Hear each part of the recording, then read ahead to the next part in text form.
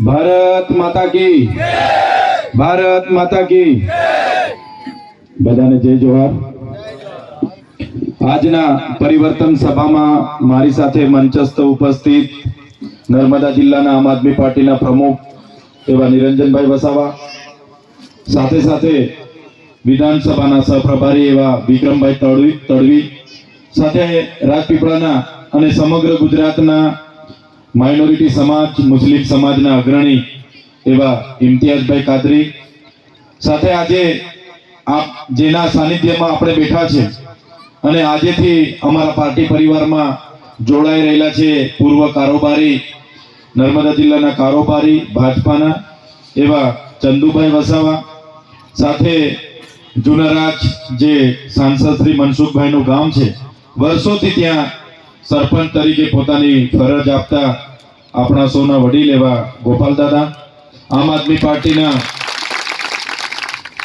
પાર્ટીના નર્મદા જિલ્લાના ઓબીસી મોરચાના પ્રમુખ એવા ગોપાલભાઈ માછી, મહામંત્રી એવા અર્જુનભાઈ માછી, નાંદોદ તાલુકાના પ્રમુખ એવા ગિરિરાજભાઈ ગોહિલ, અને જેમણે આપણને ખૂબ સારી વાત કરી છે અને આ વિસ્તારના પટેલ સમાજના અગ્રણી એવા મનોજભાઈ પટેલ, સાથે ગુરુ ગોવિંદજી, સાથે મંચસ્થ તમામ યુવાન સાથીઓ આશીષભાઈ, સાથે કૌશિકભાઈ, રાજેશભાઈ અને તમામ અહીં ઉપસ્થિત જયેશભાઈ, તમામ સાથીઓનો, ક્રાંતિકારી સાથીઓનો હું વંદન કરું છું, નમન કરું છું, બધાને હું અહીંયા આવકારું છું।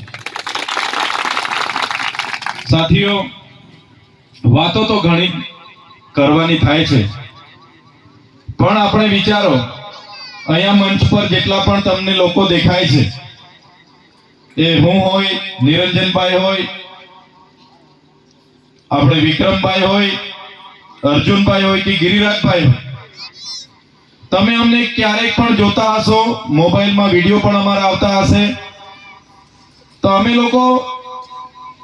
લોકોને જ્યાં પણ અન્યાય થતો હશે તો એમની ન્યાયની વાતો અમે કરતા હશે, લોકોના ન્યાય માટે અમે પોલીસ સાથે લડતા હશે, કલેક્ટર સાથે લડતા હશે, ક્યાંક રજૂઆત કરતા હશે, એ જ રીતના તમે અમને ઓળખતા હશો।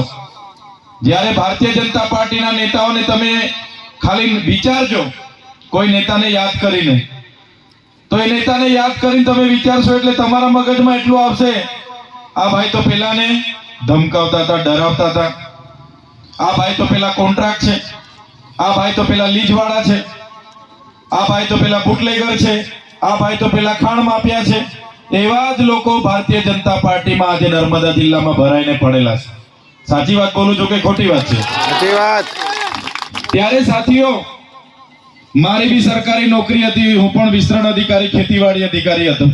આ નિરંજનભાઈ બી વૃંદાવન હોટલ ચલાવતા હતા, આ અર્જુનભાઈ માછી એ પણ અહીંયા કોઓર્ડિનેટર હતા, ગિરિરાજભાઈ હોય, મનોજભાઈ હોય, ગોપાલ દાદા હોય, ગોપાલભાઈ માછી હોય, ચંદુભાઈ વસાવા હોય, બધા જ લોકો ખૂબ સારી રીતે ખેતીવાડી પણ કરે છે। એમને કોઈ રાજનીતિમાં આવીને કોઈની સાથે માથાકૂટ કરવા માટેનો સમય નથી। આપણે ઇમ્તિયાઝભાઈ કાદરી, એમનું પણ ખૂબ સારી રીતે બિઝનેસ ચાલે છે, એમને વેલસેટ પરિવાર છે, છતાં અમે કેમ રાજનીતિમાં આવવા માંગીએ છીએ, કેમ તમારી વચ્ચે આવીને તમારા અધિકારની લડત લડવા માંગીએ છીએ? કેમ કે સાથીઓ, અમે જાણીએ છીએ, અમે આ ભાજપ સરકાર કઈ રીતના આપણા લોકોના હકના ગ્રાન્ટમાં ભ્રષ્ટાચાર કરે છે એ અમે જાણીએ છીએ। એમણે અહીંયા 10 કરોડનું કમલમ કઈ રીતના બનાવ્યું છે એની અમને ખબર છે। એમના ભાજપના નેતાઓ 10 વર્ષ પહેલા સ્કૂટર પર ફરતા હતા, આજે મોટી મોટી ગાડીઓ લઈને કઈ રીતના કમાયેલા છે। બધા નેતાઓની 50-50, 100-100 એકર જમીનો કઈ રીતના થઈ છે, બધાના 3-3, 4-4 બંગલા કઈ રીતના બન્યા છે, અમને ખબર છે। ત્યારે એમના સામે તમારા અધિકારના પૈસાના એ લોકોએ આજે બંગલા બનાવીને ફરે, અને આપણા બાળકો માટે આંગણવાડી ના હોય, આપણા બાળકો માટે ભણવા માટે શાળા ના હોય, આપણો વિદ્યાર્થી થોડું ઘણું ભણીને આવ્યો એને રોજગાર ના હોય, આપણા ખેડૂતના પાકની નુકસાની થાય, એને વળતર ના મળે, કોઈ શાકભાજી નાખવા જાય તો એ ભાવના નક્કી કરી શકે। એના માટે અમે નક્કી કર્યું કે આ લોકોને એકવાર સત્તામાંથી કાઢીશું તો જ નર્મદા જિલ્લાના લોકોને ન્યાય મળી છે. એટલા માટે આજે તમારી વચ્ચે આવ્યા છે. આજે ચૈતરભાઈ એક નાનો માણસ છે. અમારી આખી ટીમ એ ઈમાનદાર નિષ્ઠાવાન છે, નાના લોકો છે અમે, છતાં અમારા પરિવારના જોખમે અમે તમારી વચ્ચે આવીને ઊભા છે. ભાજપ બહુ મોટી સરકાર છે, મોટા મોટા નેતાઓ છે, પોલીસ એમની છે, કલેક્ટર એસપી એમના છે, ન્યાય પ્રણાલિકાઓ એમની છે, યંત્ર મંત્ર તંત્ર સર્વત્ર એમનું છે, છતાં અમે કેમ લડીએ છીએ? કેમ કે અમારી સાથે તમારા જેવા ઈમાનદાર લોકોના આશીર્વાદ છે, એટલે અમે લડવાના છે. આ ભાજપને ચૈતર વસાવા એકલાથી ડર નથી, પણ ચૈતર વસાવા સાથે તમારા જેવા વડીલો, તમારા જેવી માતા બહેનો, તમારા જેવા યુવાનો અમારી સાથે અમારા સમર્થનમાં છે. ચૈતર વસાવા તમને જાગૃત કરે છે, એક કરે છે. અમારી આખી ટીમ ધીરે ધીરે મોટી થાય છે. એટલા માટે ભાજપને ડર છે, માત્ર ચૈતરભાઈથી ડર નથી, તમારા બધાથી એ લોકોને ડર છે. કેમ કે ભાજપને અત્યાર સુધી હતું કે કોંગ્રેસ વાળાને તો હાથે રાખીને અમે રાજ કર્યા કરીએ, 5 વર્ષ આપણે કરવાનો, 5 વર્ષ કોંગ્રેસને લાવવાના, ત્રીજો તો કોઈ છે જ નથી. ભલે 5 વર્ષ કોંગ્રેસ આવે, પાછા 5 વર્ષ આપણે આવીશું. એ રીતના બધું ચાલતું હતું અત્યાર સુધી. હવે આ લોકોને ડર એટલા માટે થવા લાગ્યો છે કે હવે ત્રીજો મોરચો, પહેલા તો એમને ખબર જ નથી. પહેલા તો આ લોકો અહીંયા ગામડામાં એવું કહેતા હતા કે ભાઈ ત્રીજી પાર્ટી કોઈ ચાલતી હોય યાર, આ ચૈતર વસાવો કઈ ચાલતો હોય યાર. પણ આ ચૈતર વસાવો ચાલતો નથી, આજે દોડે છે. આ ત્રીજી પાર્ટી આજે દોડે છે અને એના કારણે આ બંને પાર્ટીઓને હવે ડર છે. બંને પાર્ટીઓ રાતે સાથે મળે છે, પાછી રાતે બેઠા છે એ લોકો. આજે અહીંયા મીટિંગ થશે ને, આજુબાજુના ભાજપના નેતાઓને તો રાતે સપનામાં બી ચંદુ કાકા થશે. માટલામાં તેલાસ પાણી પીને ઊંઘવું પડશે એ લોકોને. અહીંયા સરપંચો અને માજી સરપંચ ઘણા બેઠા છે, ઘણાને ધમકાવી દીધા, આવવાની દીધા. અમારા પટેલ ભાઈ કીધું, અમારા પટેલ સમાજના બધા આગેવાનો આજે મને મળ્યા અને કીધું છે કઈ વાંધો નહીં, અમે જાહેરમાં આવીશું તો પેલા લોકો અમને હેરાન કરશે. કેટલાક અમારા સરપંચોએ મને બપોરના ફોન કરીને કીધું કે સાહેબ અમે આવવાના જ હતા યાર, તમે અમારું બધું કામ કરો છો, પણ અમે આવીશું તો અમારા પંચાયતમાં જે કામો થાય છે અટકાવશે, આ લોકો બિલો અટકાવશે. કેટલાક ગરીબ લોકો અમને કીધું અમે આવીશું તો અમારું ઝૂંપડું ની મંજૂર થવા દે, અમારા ઘરે લાઇટના મીટરો તોડવા મોકલી આપશે, પોલીસને અમારા ઘરે દારૂ વેચે છે એમ કરીને મોકલી આપશે. એટલે સાહેબ અમે ત્યાં નહીં આવીએ, પણ અમે બધા તમારી સાથે જ છે. આટલી બધી ભાજપની તાનાશાહી છે, છતાં આજે અમે પૂરી તાકાતથી એટલા માટે લડીએ છીએ. આજે એ લોકો અમારી સાથે જેલ જેલ જેલ જેલ જેલ જેલ ની રમતો રમે છે. તમને બધાને ખબર હશે, ખબર છે ને? દર વર્ષે આને કઈ રીતના અહીંથી મોકલી આપવાનો અને મેદાન ખુલ્લું કરી લેવાનું, ચૂંટણી આવે એટલે બહાર કરી દેવાનું, કઈ રીતના મેદાન ખુલ્લું કરી લેવાનું, એ રીતના આ લોકો ટેવાયેલા છે. દર વર્ષે કોઈ નાની નાની બાબતમાં ટસલ કરી લે અને ટસલ કરે અને અહીંની જેલમાં તો રાખે ના, ડાયરેક્ટ વડોદરા જેલમાં મૂકી આવે ને કેવી વ્યવસ્થા કરી દે, એવી વ્યવસ્થા કરી આપે કે ભાઈ હમણાં તો હું જેલમાં હતો, જેલમાં પોલીસના અધિકારીઓ જે બહાર અંદર જાય એ કહે કે મને ચૈતરભાઈ તમારું તો 3 વર્ષનું ફીટ જ છે, તમને આ લોકો મને નહીં લાગતું છોડો છૂટવા દેશે. એ લોકોની બહુ ઊંચેથી ફોનો આવે છે, અમારા પર પણ દબાણ છે. એટલે જેલમાં પણ મને કોઈ વ્યવસ્થા નહીં, કોઈ મુલાકાત નહીં, જેલનું જમવાનું, જેલની નાની કોટડીમાં રહેવાનું. રોજે યાદ કરું કારે છૂટીને મારા લોકોની વચ્ચે જામ, કારે છૂટીને લોકોની વચ્ચે જામ, કારે છૂટીને લોકોની વચ્ચે જામ. એમ કરતા કરતા અઠવાડિયું, મહિનો, 2 મહિના, 3 મહિના, 80 દિવસ સુધી મને જેલમાં રાખ્યો. 80 દિવસ અંધારી કોટડીમાં રહીને આ ચૈતર વસાવા એકલા, આદિવાસી હોય કે ગરીબ હોય કે તમામ વર્ગને યાદ કરતા રહ્યા છે. આજે મારા સાથીઓ કેમ અહીંયા મારી સાથે ઉપસ્થિત છે? આજે પટેલ સમાજના અગ્રણી હોય, આહિર સમાજના અગ્રણી હોય, માઇનોરિટી સમાજના અગ્રણી હોય, માછી સમાજના અગ્રણી હોય, ઓબીસી સમાજના અગ્રણી હોય, બધા જ લોકો આજે અમારી સાથે કેમ છે? કેમ કે બધા જ વર્ગના લોકોને આ લોકોએ બધા જ વર્ગના લોકોને આ લોકોએ ભાગલા પાડો અને રાજ કરો અત્યાર સુધી કર્યું છે. પણ હવે યુવાનો બધા જાગી ગયા છે. ભાજપના લોકોને જવાબ માંગે છે. ભાજપ અત્યાર સુધી રોજગારીની વાતો કરે એટલે હિન્દુ મુસ્લિમ ની વાતો કહાનીઓ આપણને સમજાવી દે. આપણે શિક્ષણ માંગીએ એટલે મંદિર મસ્જિદની વાતો કરાવી દે. આપણે આરોગ્યની સુવિધા માંગીએ એટલે ભારત પાકિસ્તાનની વાતો કરે. ત્યારે હવે યુવાન ભણી ગણીને જાગે અને ભાજપના લોકો પર હવે જવાબ માંગે છે. ત્યારે એ લોકોના ગામમાં મીટિંગ હોય તો 100-150 પોલીસ વગર ભાજપને હવે મીટિંગ ગામમાં થતી નથી. આંગણવાડીની બહેનો, આશા વર્કરની બહેનો, ગ્રામ સેવક, તલાટી, સરપંચ બધાને કામે લગાડીને આજે એ લોકો જેમ તેમ કરીને તો નાની મોટી મીટિંગો કરવા પહોંચી તો જાય છે અને મોટા મોટા ભાષણો તો કરે છે. પણ આ મંચ પરથી તમને કહેવા માંગુ છું, મંચના આગેવાનો તમે જોઈ લેજો. અહીંયા ઉપસ્થિત બધા જ લોકોને હું કહેવા માંગુ છું, આવનારી જિલ્લા પંચાયત અને આવનારી 6 તાલુકા પંચાયતમાં આમ આદમી પાર્ટીની બોડી બનવાની છે. શરૂઆત થઈ ગઈ છે એટલે તો ડર છે એમને. આજે ભાજપના મંત્રી તંત્રી હોય, સાંસદ હોય, ધારાસભ્ય હોય, જિલ્લા પ્રમુખ હોય, કોઈ પણ જગ્યાએ સભા હોય એટલે ચૈતર વસાવાના નામથી જ ભાષણો એમના ચાલુ થાય છે ને. હા, ચૈતર વસાવા આમ કરે, તેમ કરે, ફલાણું કરે, ઢીકણું કરે, આમ કર્યું, તેમ કર્યું. અલાભાઈ, ચૈતર વસાવા તો 3 વર્ષથી ધારાસભ્ય ચૂંટાયા છે. તમારી સરકાર 30 વર્ષથી છે. તમે શું કર્યું એની વાત તો કરો. ચૈતર વસાવા પાછળ પડેલા છો. એટલે સાથીઓ, એમની હકીકત એમની દુખતીના સામે પકડી છે. હમણાં મોદી સાહેબ ડેડિયાપાડામાં આવ્યા હતા અને મેં કીધું કે આટલો જંકશન કાર્યક્રમ તમે ડેડિયાપાડામાં કર્યો છે. લોકો તમારે ત્યાં 10-12 હજાર હતા ને અમારે ત્યાં તો લાખોમાં નેત્રંગમાં અમારી સાથે હતા. મેં એક દિવસે જિલ્લા સંકલનમાં પૂછી પાડ્યું કે આ 15મી નવેમ્બર જનજાતીય ગૌરવ દિવસના કેટલા રૂપિયાનો ખર્ચો થયો ને કઈ ગ્રાન્ટમાંથી તમે વાપર્યા? તો તમે વિચાર કરો, 2 કરોડ નાસ્તાના, 2 કરોડ ચાના. હવે કેટલો નાસ્તો ખાધો હશે તો ઝાંઝરુના 2 કરોડ ને 40 લાખ રૂપિયા. 2 કરોડના સમોસા એટલે 20 લાખ સમોસા થાય. એક માણસે કઈ 20-50 સમોસા ખાતા હશે. વિચાર કરો, લોકોને ભેગા કરવા માટે 7 કરોડ ને 71 લાખની બસો મંગાવી, 2 કરોડનું ડોમ, 7 કરોડનું સ્ટેજ અને બેઠક વ્યવસ્થા, 8 કરોડ ને 83 લાખનો મંડપ, એમ્બ્યુલન્સનું ડીઝલ 16 લાખનું. એમ્બ્યુલન્સ એક ટેન્કર લઈને ડીઝલ લઈને ગઈ હશે. 16 લાખનું એમ્બ્યુલન્સનું ડીઝલ, 1 કરોડના ફૂલગુચ્છા, ફૂલહાર. મેં પૂછ્યું, આટલું મોટું બજેટ, 54 કરોડ રૂપિયા તમે ખર્ચો કરી, આમાંથી વાપર્યા?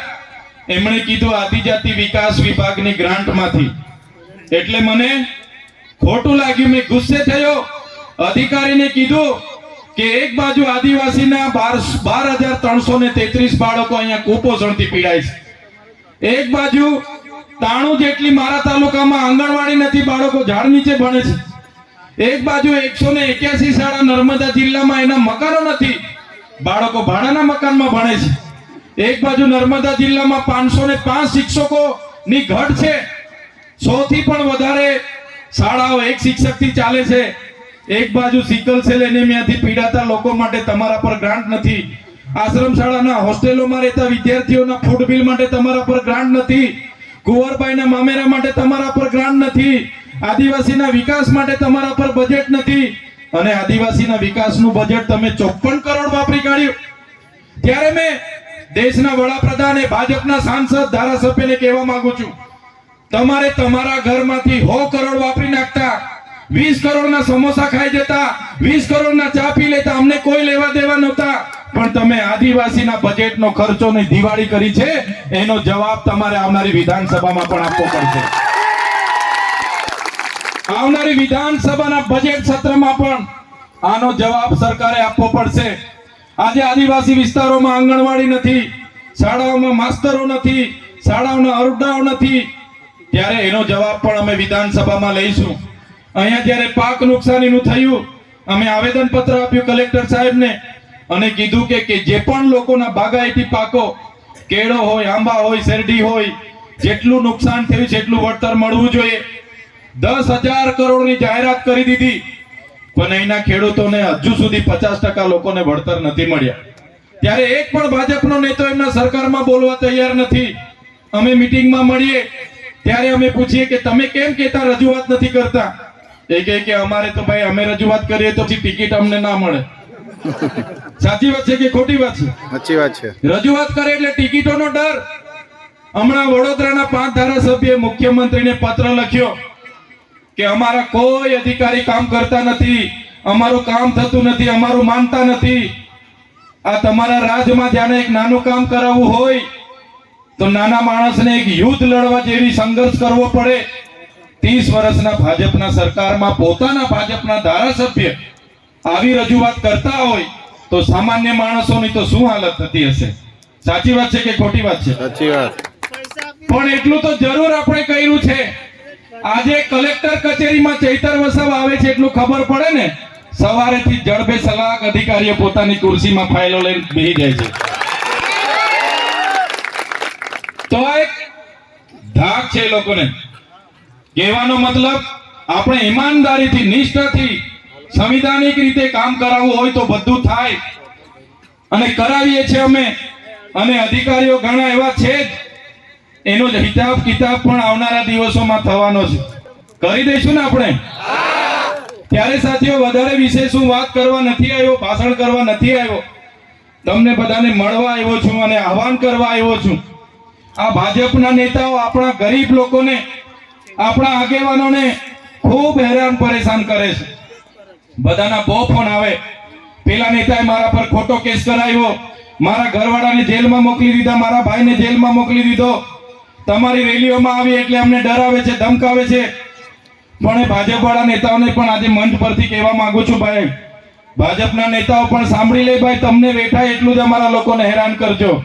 અમે વ્યાજ સાથે હિસાબ આવનારા દિવસોમાં કરવાના છે. અમને 3-3 મહિના જેલ મોકલો છો તો તમે પણ 2-3 વર્ષની તૈયારી રાખજો. અમે તો વેઠી લીધું છે, અમે તો વેઠી લીધું છે. તમે પણ 2-3 વર્ષની તૈયારી રાખજો, કેમ કે 2027માં આમ આદમી પાર્ટીની સરકાર અમે બનાવીને રહેવાના છે. કેટલાક અધિકારીઓ, કેટલાક પોલીસ અધિકારીઓ, કોઈ માણસ અહીંથી શાકભાજી નાખવા જાય એટલે રંગ અવધૂત નેતા ઉભા રાખીને 500 રૂપિયા ઠોકી લે. સાચી વાત છે કે ખોટી વાત છે ભાઈ? સાચી વાત છે. કોઈ માણસ મહેમાન આવ્યો, ઘરવાળા કહે મહેમાન આવ્યા છે, લાવ શાકભાજી લઈ આવો, જાઓ. બિચારા ઘરેથી 500 રૂપિયા ખિસ્સામાં મૂકીને નીકળે એટલે પોલીસ પકડી લે, 500 રૂપિયા લૂંટી લે. ત્યારે જે ભ્રષ્ટાચારી પોલીસ અધિકારીઓ છે, અધિકારીઓ 2 પ્રકારના છે. જે ઈમાનદાર છે, નિષ્ઠાવાન છે, જે સંવિધાનને આગળ રાખીને લોકોની સેવા કરે છે, ફરજ નિભાવે છે, સુરક્ષા પૂરી પાડે છે, સલામતી પૂરી પાડે છે, એમને હું કડક હાથે સલામ કરું છું. પણ જે ભ્રષ્ટ અધિકારીઓ, જે અમારા લોકોને ખોટી રીતે હેરાન કરે છે, પરેશાન કરે છે અને અમારા લોકોને ખોટા દંડ કરે છે, એવા અધિકારીઓને પણ આવનારા દિવસોમાં અમે હિસાબ કિતાબ કરવાના છે. ત્યારે સાથીઓ, આ નર્મદા જિલ્લો એ સ્ટેચ્યુ ઓફ યુનિટી આખા દેશ વિદેશમાં વખણાતો જિલ્લો છે. આજે નર્મદા જિલ્લાની હાલત શું છે? સ્ટેચ્યુ ઓફ યુનિટીના નામે આખા દેશમાં વાહવાહી થાય છે. નર્મદા ડેમના નામે આખા ગુજરાતમાં સરકારો બને છે 30 વર્ષથી. પણ આ વિસ્તારના લોકો, એનો વિકાસ હજે છેલ્લા ગગર સુધી પહોંચ્યો નથી. આજે ચાપડ જેવા ગામમાં જવા માટેનો રસ્તો નથી, એમ્બ્યુલન્સ પહોંચતી નથી. કોઈ બેનને પીડા ઉપડે ત્યારે ડિલિવરી માટે એને ઝોલીમાં લઈને ઉતરવું પડે છે. સાપ કરડે ઝોલીમાં લઈને નીકળવું પડે. અમારું જુનારાજ મારા માતાશ્રીનું ગામ છે, મારા મામા લોકોનું ગામ છે, મારા દાદા લોકોનું ગામ છે. સાંસદ મનસુખભાઈ પણ જુનારાજના જ છે. 30 વર્ષથી એમની સરકાર છે, આજ દિન સુધી એમને જુનારાજનો રોડ નથી બનતો. વિચાર કરો સાથીઓ, રોડ નથી બનતો. જુનારાજના અમારા ગોપાળ દાદા, અમારા તાલુકા પંચાયતના સભ્ય કલ્પેશભાઈ, જિગ્નેશભાઈ મને કીધું, આખી જિંદગી અમારા પરિવારે ભાજપ ભાજપ ભાજપ ભાજપ, મનસુખ દાદા કરીને આખી જિંદગી અમે એમની પાછળ સેવા કરી છે. એમને રાજનીતિમાં અમે લાવ્યા, આટલી મોટી આગળ હસ્તી બનાવી, પોતાની સરકાર હોવા છતાં રોડ નથી બનાવતા. મને કીધું તમે આવો. હું ગયો અને આખા ગામના લોકો, 7 ફળિયાના લોકો ભેગા થયા.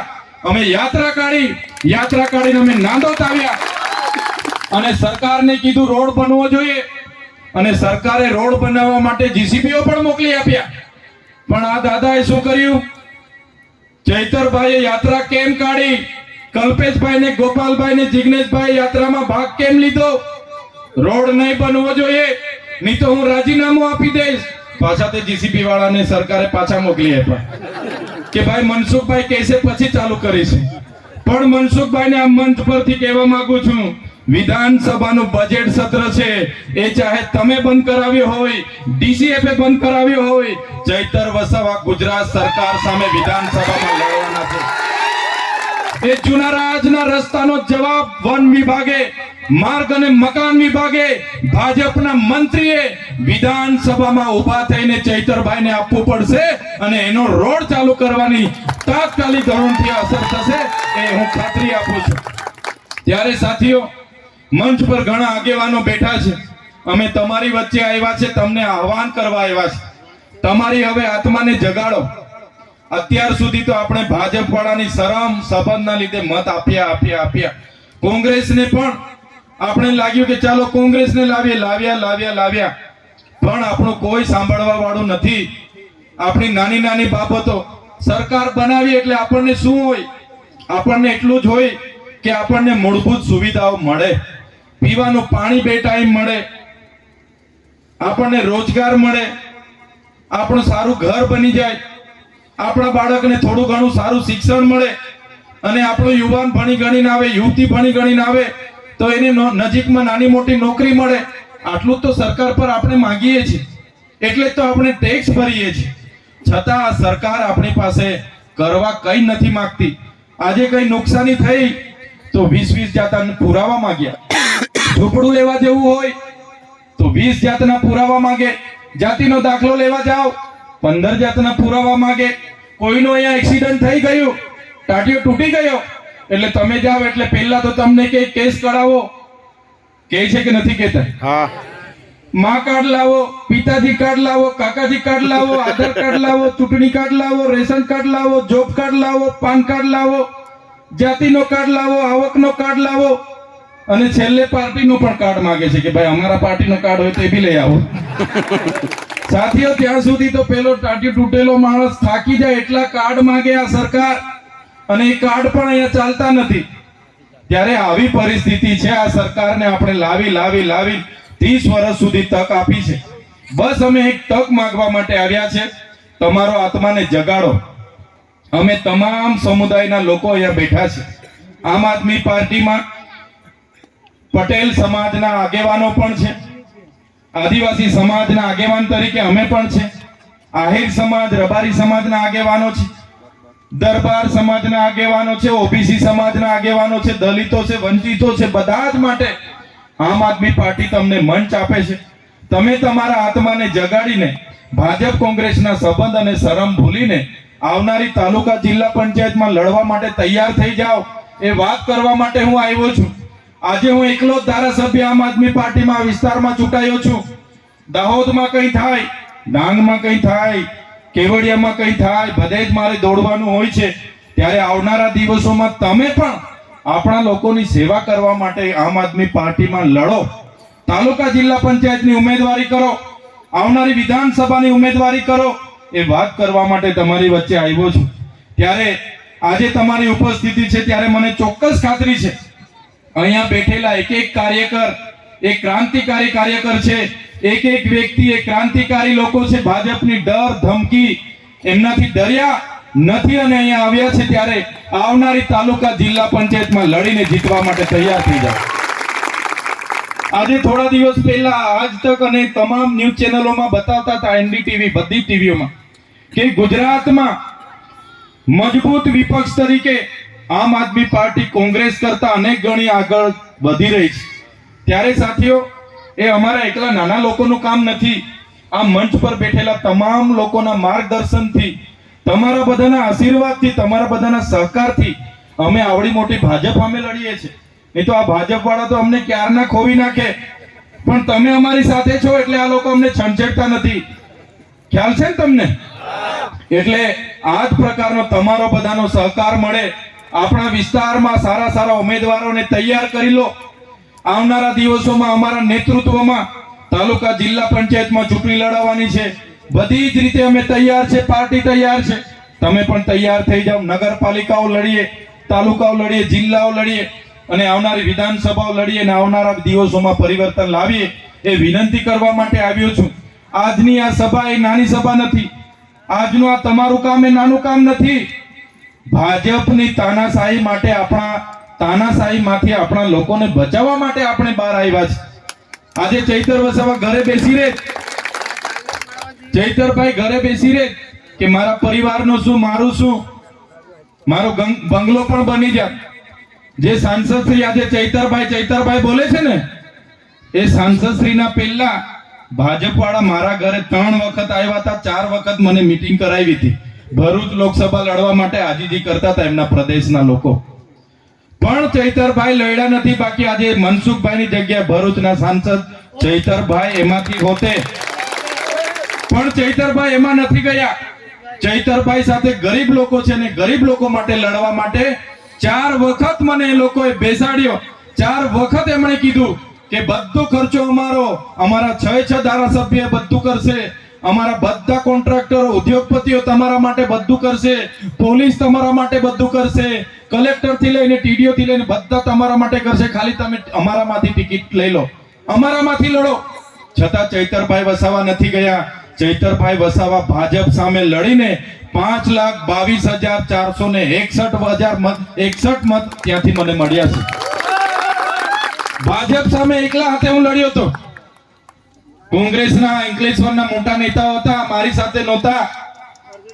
ઝઘડેના આદિવાસી આગેવાનો નેતાઓ મારી સાથે નહોતા. અમારા આમ આદમી પાર્ટીના બધા નેતાઓ જેલમાં હતા. મારી પાસે કોઈ દારૂ, જમાણા, કોઈ ભાડું, કોઈ જમવાના ખર્ચા નથી માંગ્યા. વગર પૈસે નર્મદાની જેલમાંથી છૂટીને લડ્યો તો પણ 5,22,461 જેવા પવિત્ર મત મને ભરૂચ લોકસભામાંથી મળ્યા હતા. ભાજપની સામે લડ્યો ત્યારે પણ મનસુખભાઈનો ગરબો ઘરે જતો રહેવાનો હતો. પણ છેલ્લા 2-3 દિવસે કોંગ્રેસના કેટલાક લોકોએ જેમના પર અમે ભરોસો કર્યો હતો, એમણે છેલ્લી ઘડી એ લોકો પાણીમાં બેસી ગયા અને મને 44-42 હજારના મતથી મને હારવું પડ્યું હતું. પણ હું તમને વિશ્વાસ આપું છું, અમે કોઈ ખુરશીના મોહતાજ નથી. ધારાસભ્ય નહોતા ત્યારે પણ સમાજ માટે લડતા હતા, ખેડૂતો માટે લડતા હતા, વિદ્યાર્થીઓ માટે લડતા હતા.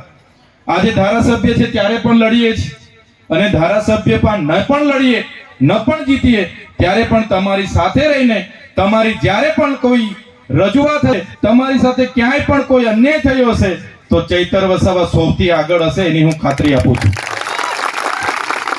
ત્યારે આજના કાર્યક્રમમાં મંચસ્થ મારા તમામ વડીલગણ છે, માર્ગદર્શકો છે, એમના પરથી હું ઘણું શીખવાનો પ્રયાસ કરું છું.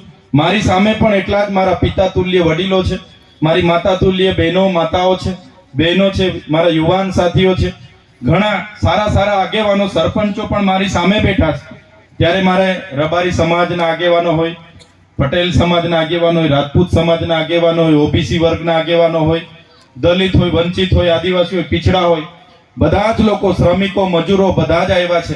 તો આમ આદમી પાર્ટી તમારા છોકરાઓના શિક્ષણ માટે, એમના રોજગાર માટે, ખેડૂતો માટે અને તમામ વર્ગના લોકો માટે આવનારા દિવસોમાં લડવા માટે કટિબદ્ધ છે.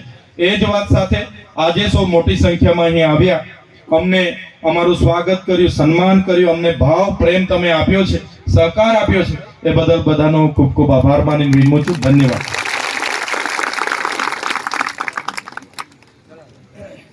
ખૂબ ખૂબ આભાર ધારાસભ્ય શ્રી ચૈતરભાઈ વસાવા સાહેબનો. ખૂબ સરસ પ્રજાને જાગૃતિ માટેનો ખૂબ સરસ સુંદર સંદેશ આપ્યો છે. અને આજે આ જેના સાનિધ્યમાં આપણે સભા કરી રહ્યા છે ત્યારે છેલ્લે 2 મિનિટ આપણે ચંદુભાઈને પણ સાંભળીશું.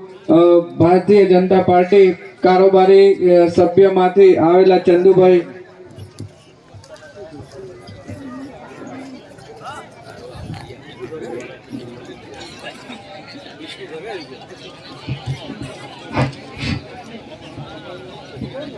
હા, સૌને નમસ્કાર. નમસ્કાર.